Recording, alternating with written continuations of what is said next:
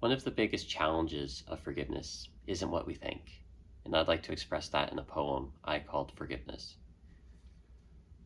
Resentments start like this: the clamors of a coffee shop, cups clanking, patrons conversating in a language that sounds like Polish, a man in a plaid hoodie with a violin outside the front window. I can't help but wonder how serendipity brought me on this day, why I'm meant to be here, what I'm supposed to see, to hear, an orchestra of inspiration from which to pull poetry, writing, that rush of feeling. A person with a pen or a keyboard keys could only so many ways express the concept of creativity, the pursuit of passion.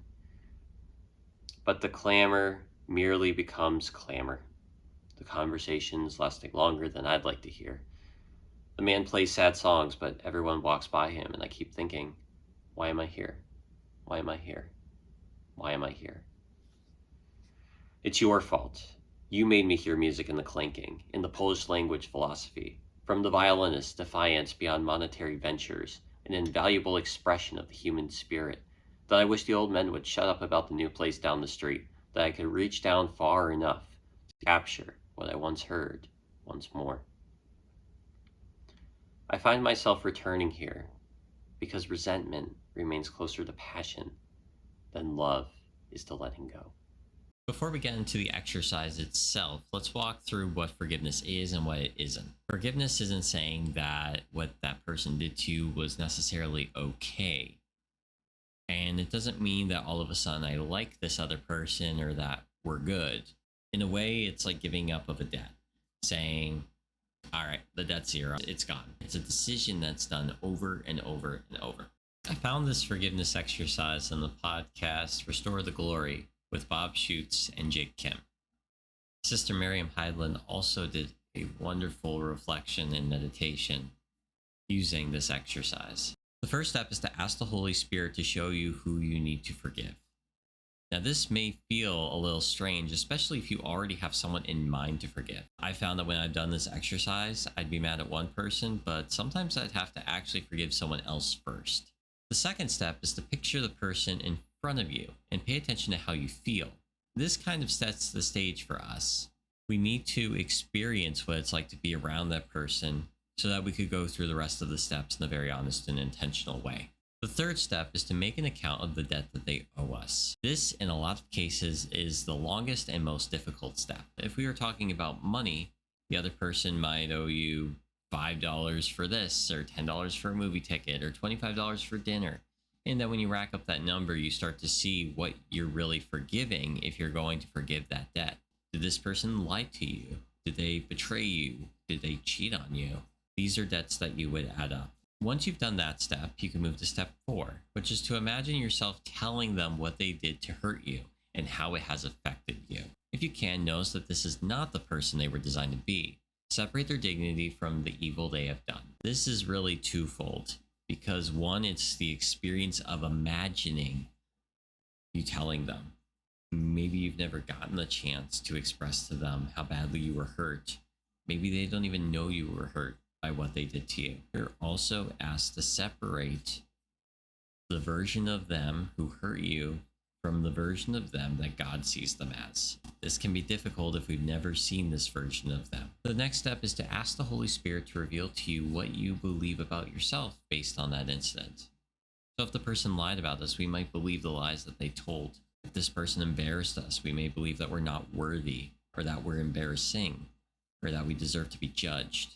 If this person has treated us poorly in our relationship with them, we may not feel enough. The next step is to renounce the identity lies.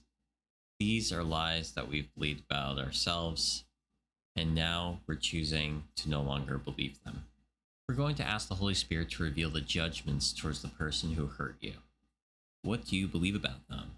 Do you believe that they're a jerk, that they're a misogynist? Do we believe that they're an ugly, nasty, evil person as a result of what they did to us? The 8th step is to renounce those judgments. We're no longer going to hold these judgments against this person. The 9th step is to ask Jesus to forgive the person. Invite the person to stand at the cross with you.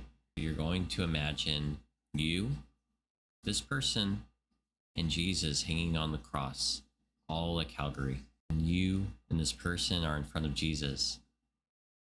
and you can see Jesus forgiving this person in front of you. It's pretty powerful. Step 10 is when Jesus gives you the invitation to forgive the person yourself. He's already forgiven that person. Jesus holds no grudges, no resentments. There's no debt that that person has to pay. By Jesus dying on the cross, the debt has been paid. Now it's your turn to let go of that debt. Step 11 is to pray a prayer of blessing over that person. Ask God to bless them in the opposite way that they hurt you. If they stole all your money, well, pray for them that they have great fortune, that they make a lot of money. If that person beat you, ask that that person receives good health. If that person cursed at you, betrayed you by talking behind your back and spreading rumors, ask that good things are said to them, that they're encouraged and supported by those who care about them. It's very hard to be resentful towards a person who you pray for their well-being. Step 12 is to ask Jesus to seal his forgiveness and heal the wounds. When someone has hurt us, those wounds can go deep. And we create all these narratives that even once that person's actions are long gone, we may still be holding on to those narratives. And step 13 is to thank God for his healing, acknowledging that God is the reason for the healing, that you and I can't forgive anybody without God, without Jesus. Jesus dying on the cross is even more significant to us when we realize that so many people had hurt him during the Passion. Sometimes we act in contradictory ways to how Jesus taught us to act. And yet he still loves us. He lets go of it. And he loves us for who we are and sees us for who we're meant to be. That's something really special. And something that we need to realize, that we're all stumbling through this life. You and I are trying our best. And I get it, because I've been hurt too. But I know from doing this exercise, it's helped me to forgive a lot of people. And I hope that it has the same effect for you. Even in these difficult relationships, even when we've been hurt, we can trust in him. Because really, forgiveness at the end of the day is about trust. That I'm not going to trust my anger and resentments and all of the debts that I hold against this person to protect me. And instead, I'm going to trust God. I'm going to trust Jesus. That what they're doing in my life is more important than trying to hang on to this protection that I get from holding this resentment. Kind of a bizarre cycle, isn't it? Unless we let this go and let God step in. If you benefit from this, please send this to a friend who can use this. There's a lot of people hurting out there, and I'm sure there's a lot of people who hold resentments, some of which they may never have told you about. But if you have a feeling, you feel compelled to share it with somebody, please do.